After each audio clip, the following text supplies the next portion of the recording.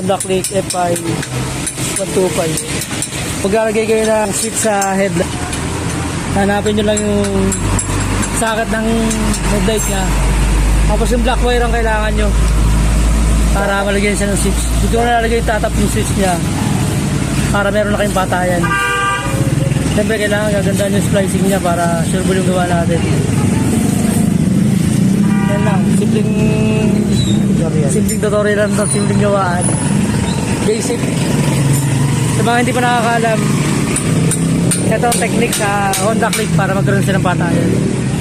Kasi yung Honda Click bawal i-slide eh. Masyadong delikado, kaya kailangan alam mo agad yung gagawin mo para okay yung gawa.